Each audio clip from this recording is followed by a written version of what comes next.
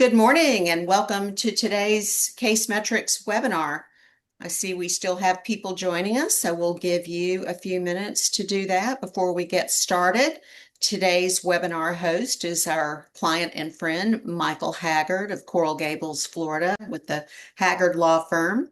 Just a couple little housekeeping items. If you have questions today during Michael's presentation, you can log those in the Q&A that you'll see at the bottom of your Zoom screen. You can also put them in the chat if you want to.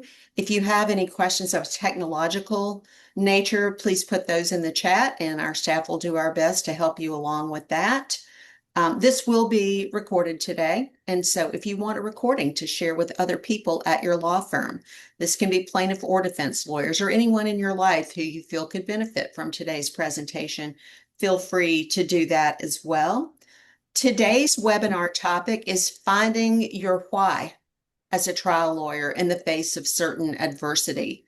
Everyone knows Michael Haggard. His reputation precedes us today. He is a very skilled trial lawyer, has earned a national reputation as a fantastic premises liability lawyer, and has also worked on any other number of types of cases. I just saw another giant verdict come in yesterday from his firm. You can see his entire recent body of work, both settlements and verdicts, in the Case Metrics settlement and verdict database. Also, I'm going to put Michael's contact information in the chat.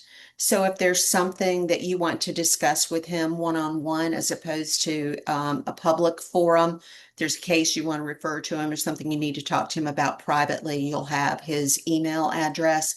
I'll also include the email of his firm CEO, Stacy LaFair, who's also joining us today. Without further ado, I will hand it off to my client and good friend, Michael Haggard. Thank you very much. Well, thank you so much, Kim. And I'm so excited to be with everyone today. I've been fortunate enough to speak on a number of topics over the years, whether it be on subject matters such as negligent security or drowning cases or, opening statements, all the things that trial lawyers talk about. But this is something that I've wanted really to put into a speech to talk to lawyers about for a long time. I'd like to preface it by saying, this is not about me. It's not about big verdicts or successes or anything like that. And you will see I will talk about some of that because it's about what is certain, and that is that adversity will hit us. As we all know, living through life, adversity will hit us in a bunch of different forms. Now, it may be health, it may be finances, it may be losing a loved one. And it's all about how we react to it. And I hope that from this speech, you'll see my journey. You'll see what I have gone through and how I have attempted to deal with it, not only through the adversity that's hit me in life, but the adversity that's hit my clients. All of you as lawyers, we're so equipped to deal with these issues, but sometimes we're so in the weeds. We're in such a pressure cooker as trial lawyers on both sides that we don't use our best efforts to not only make a difference in the community, but make a difference in our own lives. And what do I mean by that? When you sit there on a plane and you're going to a deposition, you're going to a mediation or a trial, and you, as a plaintiff's lawyer or a defense lawyer, you're working so hard on your laptop. You've got sticky notes on the seat in front of you. You're working crazy. The person next to you is just reading a book because they're, no offense, but they're a real estate broker. They're going to a meeting that you don't have to prepare for like us. We chose a profession where it's totally adversarial, and the other side wants to beat you with everything they've got, and you want to do the same. That shapes up to be a real pressure cooker. And then you got to deal with life. You've got to deal with losing loved ones. You've got to deal with disease that may come into your life. You got to deal with financial struggles, all those different things that happen. And so I hope that this talk will show you how to embrace that adversity when you can. That will then, I think, not only help you become a better person, a better trial lawyer, but really make a difference in people's lives. And that to me is what it's all about. I want to tell you my journey because I think it's important. And again, I don't want this to be about me, but I can't really tell you about this stuff without explaining my journey. Um, I was very fortunate. I like to say I was born on third base. I did not hit a triple, and I'm not embarrassed to say it. My dad was a phenomenal trial lawyer for 5 decades. But I didn't know what the heck I wanted to do. I went to Florida State University, and my job fair of the fall semester included me talking to two potential employers. One was the CIA, who simply asked me, "What languages do I speak?" And I told them I spoke English. And the CIA informed me that we had very good relationships with the United Kingdom, and they probably didn't need my services.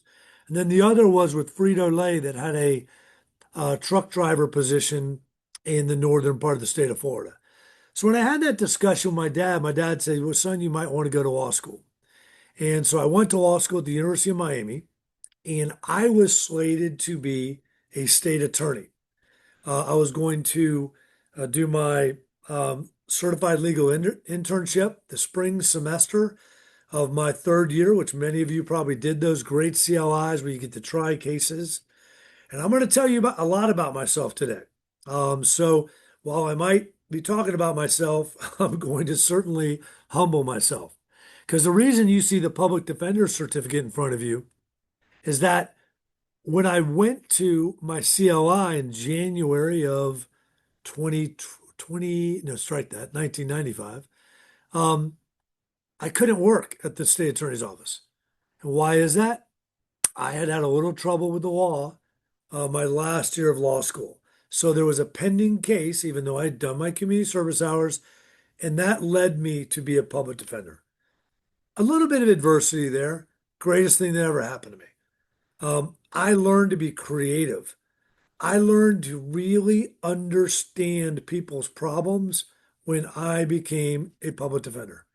I had never seen that side of the tracks, and it changed me forever. So sometimes I know we always talk about, somebody's got a plan for you. And that obviously was a plan to show me about how life can become and what can happen in that context. I worked at the public defender's office for 2 years. I loved it. Tried close to 30 cases. And I went and worked for a gentleman by the name of Don Russo, who was a phenomenal lawyer, who I worked for a year. And then my dad and his partner at the time, Bob Parks, said, "Why don't you come over here? What are we doing? Why are we competing against each other?" So I came over to my dad's office in 1999, and things went really well. Um, in 2021, late 2021, we tried the first cell phone verdict, really, with the first distraction case of a man being on his cell phone. He hit a 79-year-old woman, very questionable liability case. Our client was turning left, they were going straight, and we hit for a $21 million verdict back in 2001. Things were going good.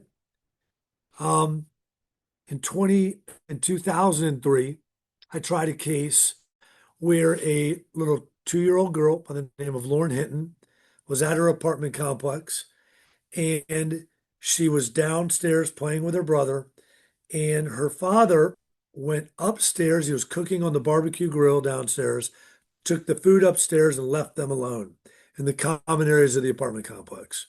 They were playing hide and go seek. And little Lauren went through this broken pool gate you can see on the screen, and she went into the pool and she suffered an anoxic brain injury. She couldn't walk, she couldn't talk, she couldn't eat on her own. She was permanently brain damaged for the rest of her life. There's a $1 million policy. They didn't pay it. We tried the case, and obviously their whole defense was blaming Lonnie. And we were able to obtain a $100 million verdict and only 1% on Lonnie Hinton. I was 33 years old. 6 months later that year, in July of the same year, after spending about 3 months in Tallahassee fighting tort reform, I tried the case of Lorenzo Peterson.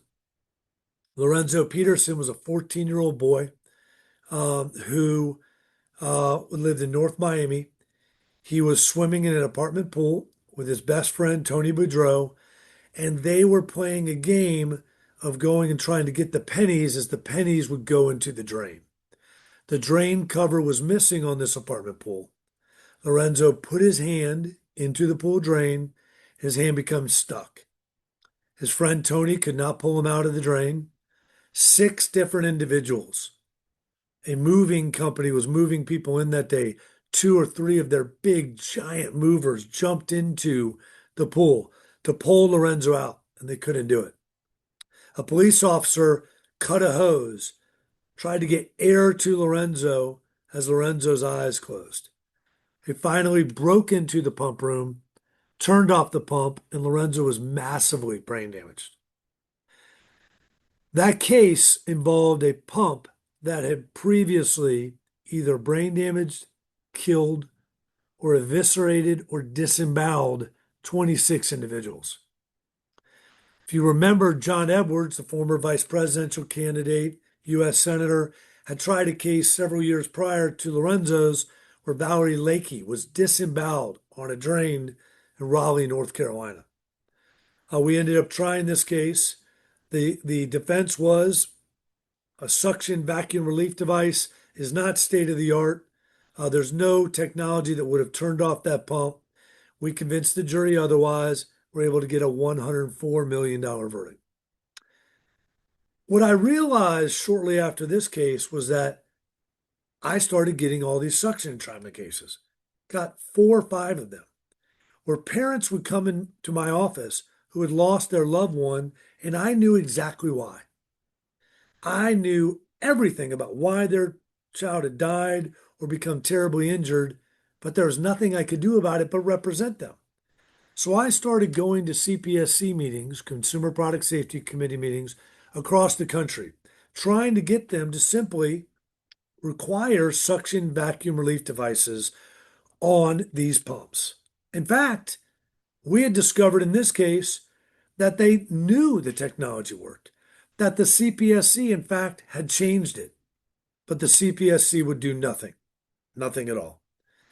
Um, but I'm still a young lawyer. I've now had big verdicts. I'm president of the Miami-Dade County Trial Lawyers, soon to be president of the Florida Justice Association.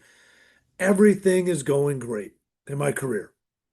So I tried and went to a couple meetings, and then I moved on. And this next case really changed my practice forever. Sami Barak was a young man from Tunisia who was working on a cruise line in South Florida, had a night off. He went to an adult entertainment facility, and he and his friend were asked to leave. There was an issue with his friend and a dancer. His friend went back into the adult entertainment facility, and Sammy was a victim of a carjacking, shot in the back of the neck, and rendered a quadriplegic. It was a crazy case. I went to Tunisia twice. All his doctors, family were deposed in Tunisia. And the shopping center, which was the only defendant, the strip bar had no insurance at all, had assault and battery exclusion, was a great Fabre third-party defendant that the shopping center could say, it's all the strip bar's fault. It is not our fault at all. And we were able to obtain a $102 million verdict with 0% or maybe 1% back in 2007. And so Sammy was able to recover that verdict with minimal percent on the strip club. In fact, Stacy, as Kim introduced her earlier, was my COO at the time, still is today. And we were able to air ambulance Sami Barak back from Tunisia. And he had a tracheal tube that had not been replaced since his original surgery, was tied together by fishing line, certain to die. And we were able to air ambulance him back to Miami, Florida, where they put a new tracheal tube in his throat to save his life. One of the greatest things I've ever seen with an individual client, to see him wheeled into Jackson, where we literally saved his life. Lauren Hinton is still alive today. Unfortunately, Elisa Bustos and Lorenzo Peterson are no longer with us. Um, Again, things are going great.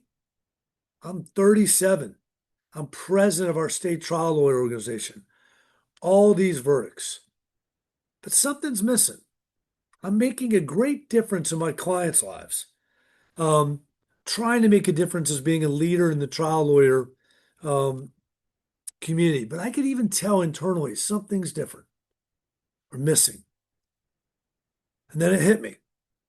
In my 30s, I was diagnosed with a disease that probably most of you have never heard of called polycystic kidney disease. And what it means, and I apologize for the graphic, is it means that it's a genetic disease where your kidneys develop cysts that grow and grow and grow, and eventually you will lose kidney function, experience kidney failure, and either go on dialysis or you will need a life-saving kidney transplant.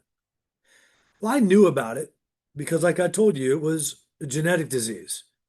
I never met my maternal grandmother. She had the disease and died while my mom was in college. My uncle actually became a nephrologist because of what happened to his mother, and he was diagnosed with the disease. My mom had it as well. Um, I was diagnosed because I had a herniated disc and um, I had back pain, and a neurologist who did my MRI, was actually a defense neurologist. I had a bunch of cases. Said, "Hey, Mike, you've got a herniated disc. You do therapy, you'll be fine. But do you have kidney disease in your family?" And then it hit me. My family's past all hit me at once. Um, it's a disease that I'll share with you. Um, Affects 600,000 people in the world. Uh, ADPKD is 90% of the cases. This is the prevalence in the United States, 42 people out of 100,000. It is the fourth leading cause of kidney failure. More than 50% of people with PKD will develop kidney failure by their 50s or 60s. I beat them. I had kidney failure in my mid 40s.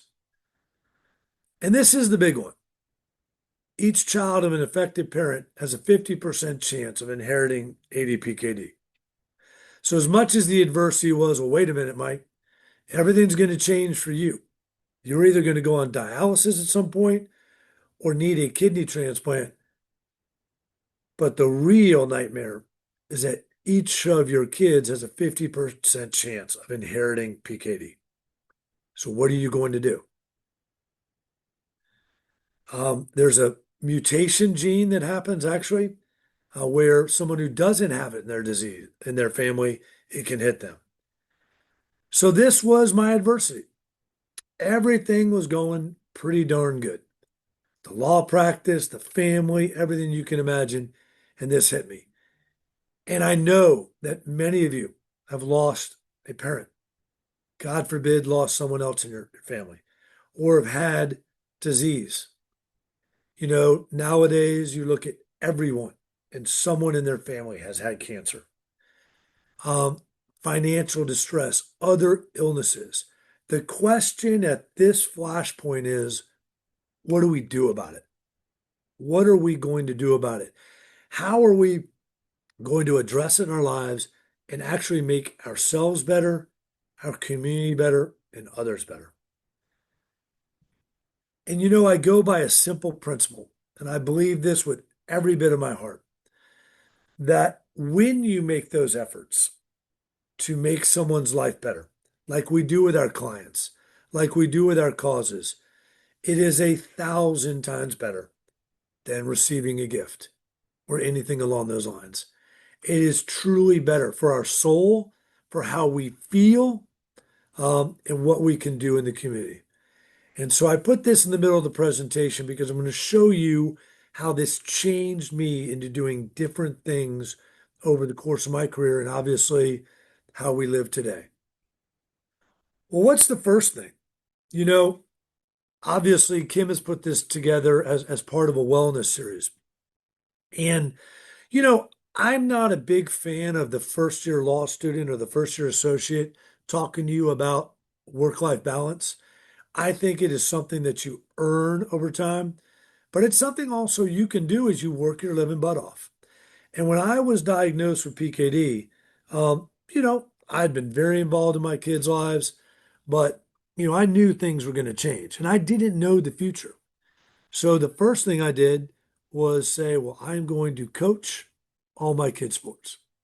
And I was very fortunate that both my daughter, Madison, who now is 24, my son Carson, who's now 21, loved flag football and other sports. So I immediately became involved in becoming their coaches in both sports. And what's fun to look back at these pictures is this is in Dallas Cowboy Stadium, where my son's team won the national championship, the flag national championship for 10 and under when he was at this age.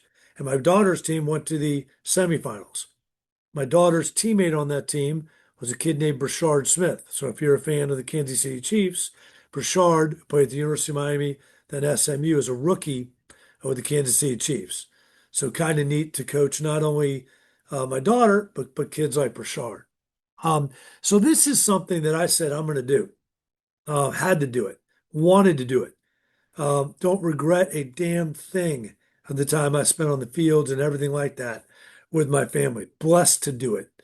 Um, this picture on the left, my son Carson's there with the Dolphins jersey on. The kid to his left is a kid named Brandon Ennis. He's a starting receiver now for Ohio State. Other kids in that picture played at Louisville, Florida A&M, Texas A&M, and Tulane. Um, and so, you know, I got to influence all these kids. So forget about the time that I got to spend with my children as this disease crept into my life. But a lot of these kids don't have a father in their lives. And I got to do that for them. Again, giving is 1,000 times better than receiving. And it's something that my daughter loves to this day as she embarks on a journey to be a physician's assistant and start school.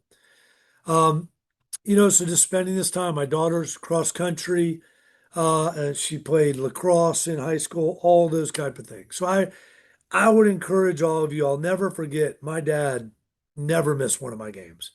My dad probably tried 150 cases. And when I first started practicing, I would hear from judges who say, "My God, your dad would like get me to stop at 3:30 to go see your games. I hope you were good." Judges would joke about that when I first started practicing law. And it was an incredible journey through a tough time. And it gives you that joy. Here's my son at one of the Elite 11 camps. He was a quarterback and played at both Tulane and Abilene Christian, is now trying to play his graduate year somewhere. And so traveling and going to all these tournaments, these camps, I hear parents sometimes say, oh my God, club volleyball or club soccer, every weekend. I'll tell them, you better enjoy it because there's going to come a day, if you've seen the meme on the internet, where there's nobody to take to practice anymore. And that's a tough day to deal with. But as I show you through this presentation, there's a lot of ways to make a difference. There's a lot of things that all of us can do. Um, what this also showed me, remember I mentioned that I had the Lorenzo Peterson verdict. And then I went to the CPSC and they just shut me down. And I had all these cases and I just felt sick to my stomach that I'm getting these entrapment cases, pool entrapment, drain entrapment, where we know why it's happening, but we're not changing it. That all changed when little Virginia Graham Baker was killed by the same pump, the same drain that Lorenzo Peterson was. She was in Alexandria, Virginia. The firm up there brought me in on the case because of our expertise on those. And what changed was her grandfather was a guy by the name of Jim Baker, who was Secretary of State of the United States, Chief of Staff to Ronald Reagan, Director of the Treasury, one of the most accomplished people ever in the history of our government. And now that we had a family so engaged, we were able to not only get a result for the family, the right result, but to change the law federally. And this bill passed, the Virginia Graham-Baker Act, which requires a suction vacuum relief device, the same device that the defendants in our case told us they couldn't do on every pump that's ever manufactured. Um, since this bill was passed, there has not been an entrapment in the United States of America.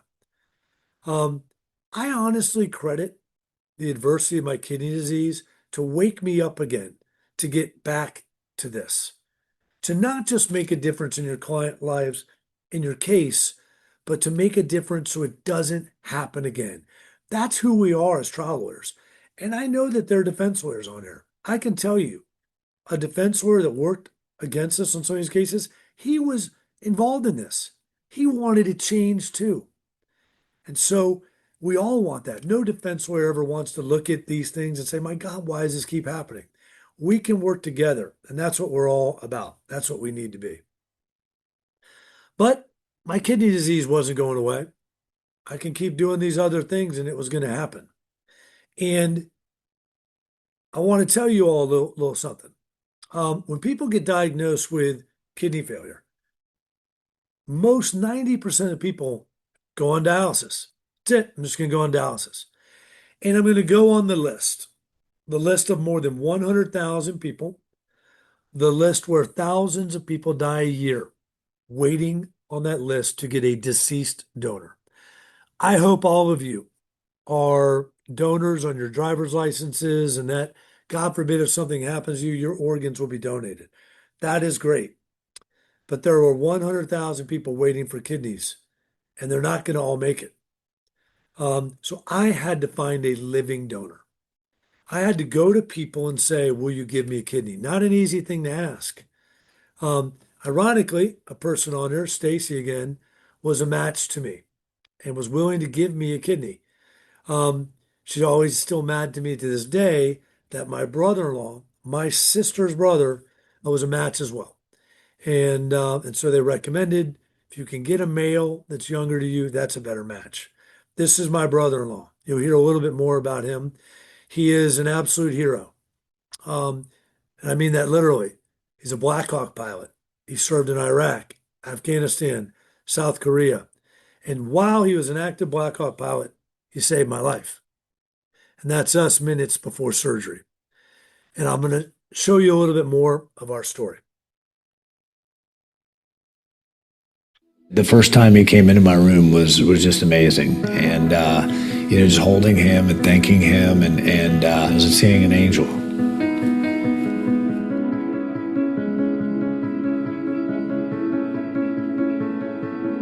Alan and I have always been really close. He and I are 8 years apart, so he was like my baby from the beginning. Alan is the most selfless person I know. He was a senior in college. September 11th happened, and he decided he was going to enlist in the Army. They're part of our family, and I don't say that lightly. The game before I left, the whole team said a prayer for me, and the kids came up and they gave me cards just thanking me for everything that we had done. And they knew I would never give up and never give up on them. And hopefully they've taken that they're never going to give up no matter what life throws at them. No matter what adversity throws at them, they're going to fight back.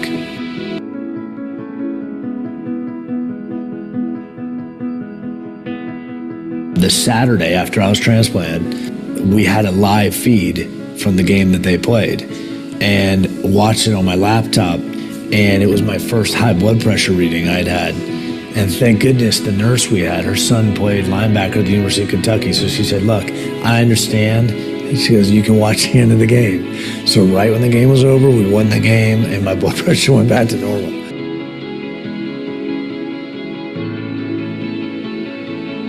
They had their coach back, and they were going to play for him. And boy, did they play for him.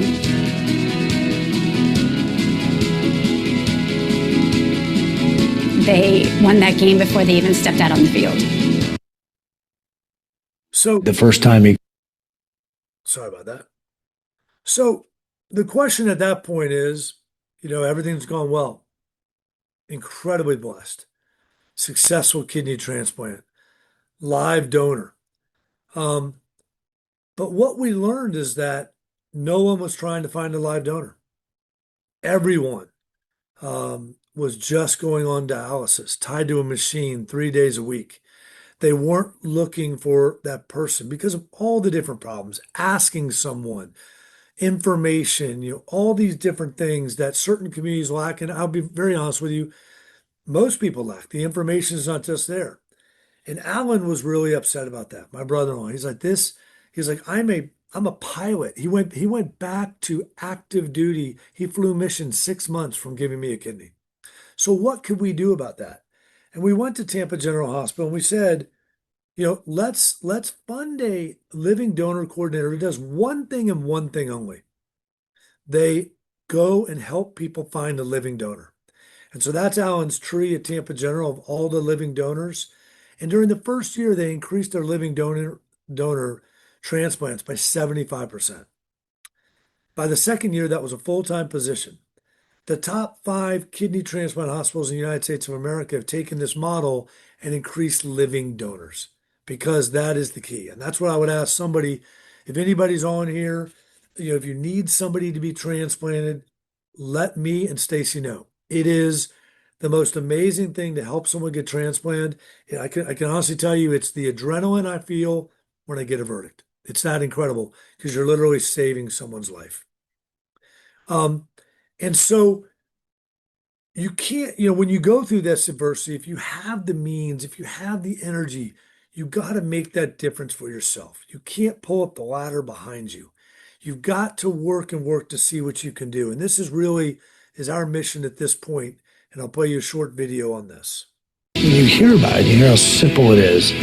And I say simple, I mean, it's not life-threatening and everything, but how altruistic it is to have that power to save a life. I think that the more we get that out there, we'll have more people doing it. That's our goal now, is to inform people and educate people about living kidney donations, because it's such an easy process and so many people could be saved. The fact is that there's just so many people that are waiting and praying. Somebody like me or like you, can make that difference. If living donation, if more people get involved and do it, less people die, and people are not on that wait list tied to machines. And it's as simple as that. When you hear about it. So that's my little pitch on that. And what I would ask everybody, to think about with that is when you go through that adversity, the different things, what can you then make that difference with? What can you do? Because we have to find our purpose and our why. It can't be about money. It can't just be about status. It can't be about success. What are you doing that ultimately motivates you? And I'm going to return to the practice of law in a little bit. And look, I know we're all lawyers and we have busy practices and we've got to get cases. We've got to make contacts. We've got to network. How do we do this? And I would say, of course, the primary purpose of all this is not networking or doing any of that, but that always is a byproduct when you're involved in your community. When you're involved in Big Brothers and Big Sisters, when you're involved in all these different things, as a lawyer, you're a leader in your community. And I want to give you an example of that going back to my disease, polycystic kidney disease. We do walks around the country, the foundation does, and walks are great. They're not great for Michael Haggard, the Haggard law firm, and my friends who, if you're an FJA member, you know what I'm talking about, are trial lawyers across the country. Trial lawyers like to get together and have a party. And that's what we did. And now for almost 15 years, we've had what we call the Kidney Casino for a Cure. It's the biggest fundraiser in the country for PKD that happens. And the reason why is we went out to our network and said, hey, we're going to have a great party. We've got great research going on. We can stomp out this disease. And I can tell you, it's the biggest event we do every year in my firm. Bigger than our Christmas party, bigger than other things. And it's all lawyers, and it's for a phenomenal cause. And it's been something that has obviously made a huge difference in polycystic kidney disease. So, I go back to, and I don't want to, obviously, with everybody, everything is so personal to you. Um, and I hope adversity doesn't hit you, but it will. We all know it. It's what then you can attack. What can you attack? We have such unique skills as trial lawyers to make a difference, not just in the courtroom, and certainly, yes, in the legislative, but in our community. I mean, you all know getting ready for trial, your checklist, your witness list, your order of proof. When are you going to call that witness? Who's taking the witness? Are they live or video? Anything like that. How do you think my living donor um, my living donor, list looked like when I was looking for a living donor? I had 15 names. I had their blood types. I had whether they could do it or not. I had where they were going to get it looked like an order of proof. That's the type of skills we bring, and we bring those to the community as well. And so this event has been tremendously successful. And I'll show you almost the last video, a little bit about PKD and what we're doing, just so you can get a better glimpse into that. Cure, but for all the families that have been ravaged by the disease. I mean, looking in my own children's eyes every night, how could I not do everything I can? And if one of them, God forbid, has it and does as well as I did, what about my grandkids? What else could be more important in your life?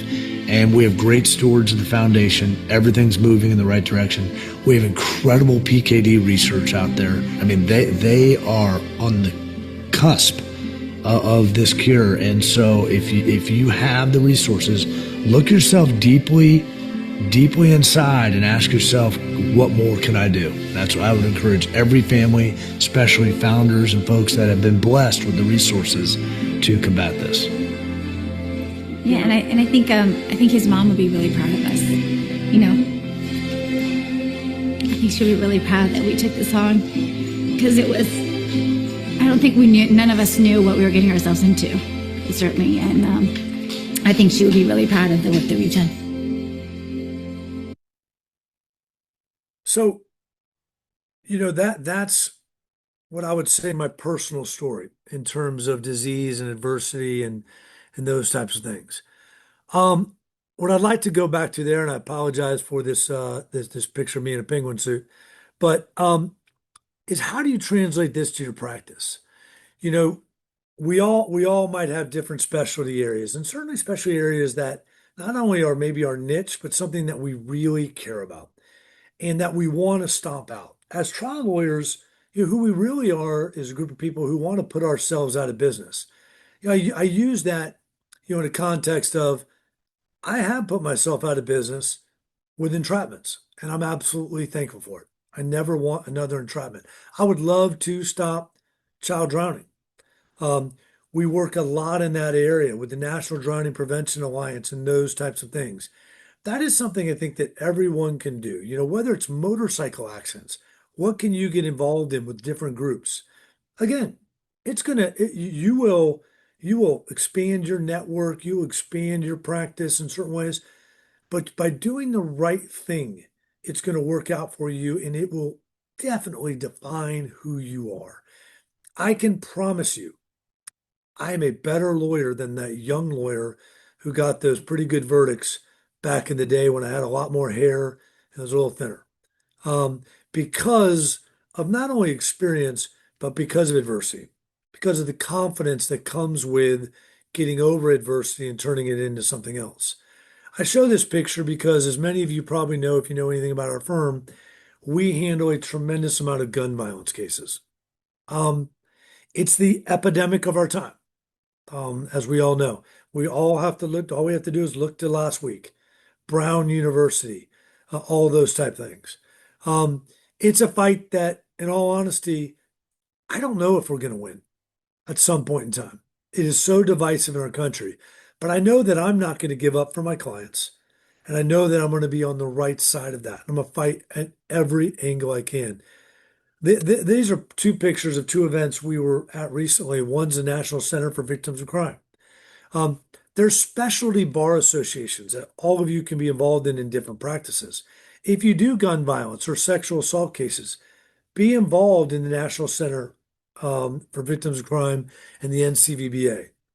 The next picture on the right is where we had a event at my house for a number of gun violence groups that we work with to hand out grants to them and have them collaboratively work with each other to stomp out gun violence, to do what we can, and everything along those lines. And that again is something that you're making a real difference in the community that you serve. This was the gala for the NCVC and the work that that incredible organization is doing in all aspects of representing crimes. And I promise you, next will be the last video you have to suffer through, which is the event we had for 13 different gun violence organizations.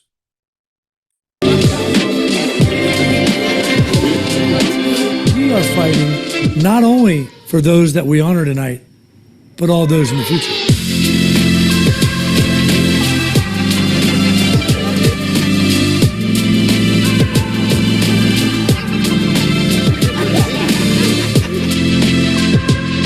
Love y'all. Keep it going. Thank y'all for being here.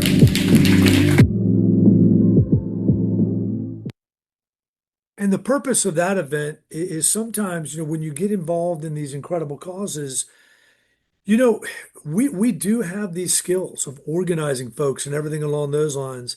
And one thing with the gun violence thing that has always truly bothered me is that the NRA has their giant conference. And we have 7,500 different groups doing their own thing. And that was the purpose where we had Giffords, we had Brady, we had Everytown, all these different groups together to say, let's have our own conference.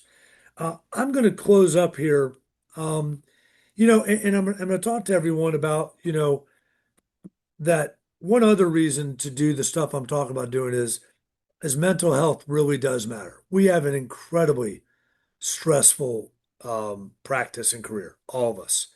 And we've got to check in with ourselves. We've got to check in with our colleagues, check in amongst people in your firm. And we got to pass it down to the younger generation and be mentors to them and make sure how they're doing. It's incredibly, incredibly important. And I would encourage everyone to be involved in that.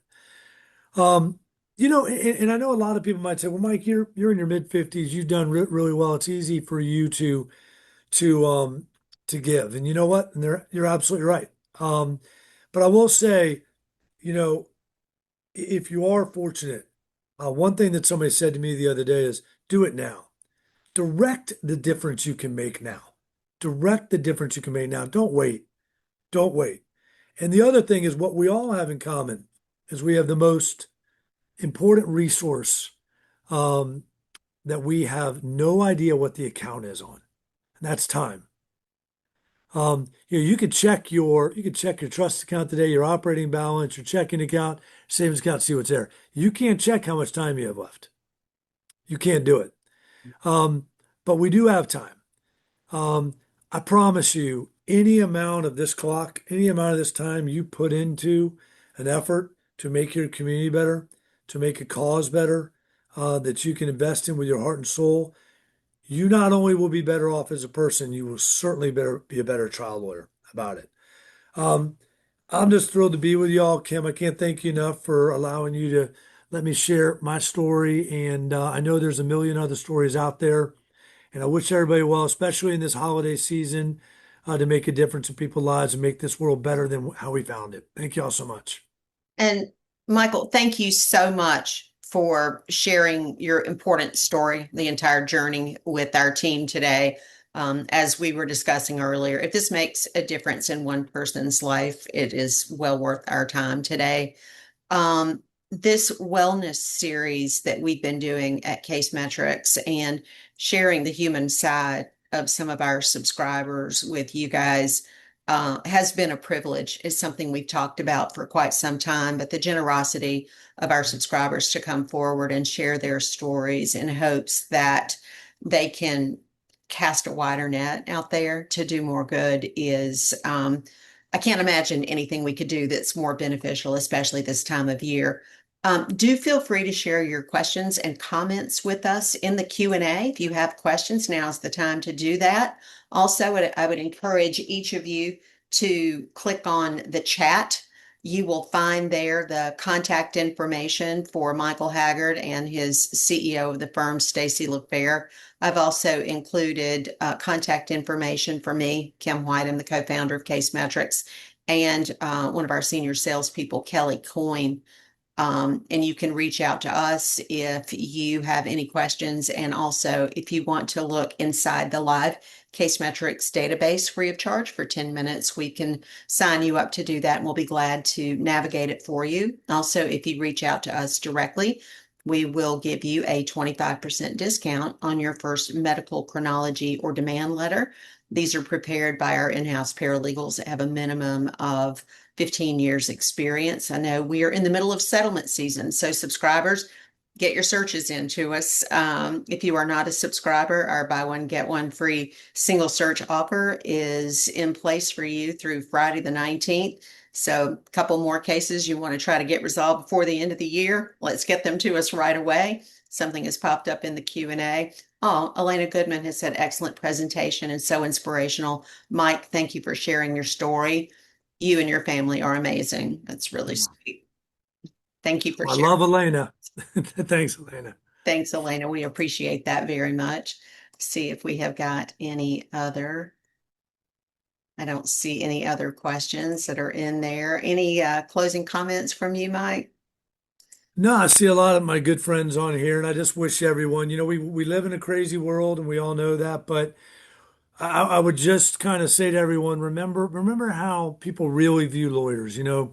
We sometimes hear the jokes and everything like that, but we get to see, unfortunately, we see people at their worst time in their lives, and we're that beacon. And in our communities, we're always the leaders. Don't lose sight of that. We stand up for justice, whatever that cause is, and get some rest over the holiday season. And let's attack, 2026, and really kind of try to fulfill this promise of what we were founded upon, and just wish y'all the greatest holiday season, and look forward to seeing you in 2026. Also, really quickly, I just wanted to say I'm really glad in this wellness series that we've been able to bring our plaintiff and defense attorneys together and other people in the legal community. I think this is especially beneficial because when it comes to wellness and these issues and the stories that we're sharing, we're all just people doing the jobs that we've been hired to do. And it doesn't matter which side of the V you're on. We do have something else. Nydia Serrano, Mike, quick response to Mr. Cersei request to help me. Oh, excuse me. That's something that is directly for you, Mike. So we will copy that and send that to you.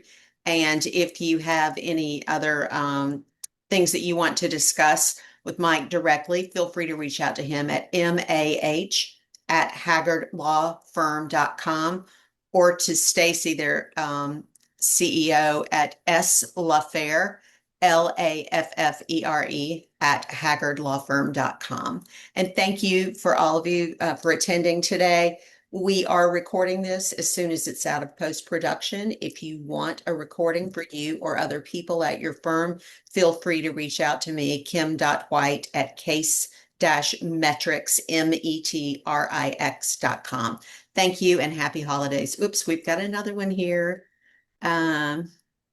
It said, you may share because it shows those who may want to help this organization.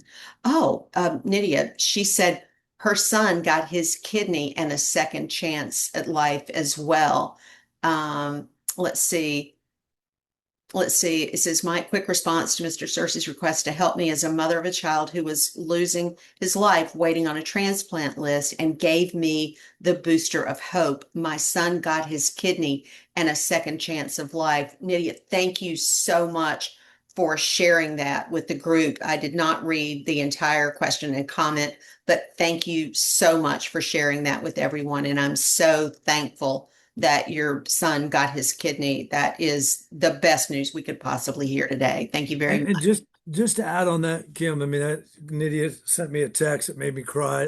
I'm glad I got through this thing without losing it too much. But that really is what you said about how, we all got to lean on each other. We have certain contacts, and when Nydia's son needed a transplant, Chris Searcy, obviously I've known my whole life, and called me, and we were putting everything together. And then by happenstance, he got the kidney anyways during that time that we were putting the family together with Tampa General Hospital. So just know, everyone, if you have anyone, do not hesitate. Stacy and I, it's the most thrilling thing we can do is try to help someone get transplanted. And I think that's another reason, if we can all share our stories, we can help each other in our community, whatever it might be, with different people. So that I had not heard all the what had happened to you. And now that you have a grandson because of that miracle of life, that's incredible. Can't imagine a better story to share today. Thank you so much to everyone. Happy holidays, and look forward to working with all of you now and in the new year. Take care. Bye-bye. Thank you, Kim. Thank you.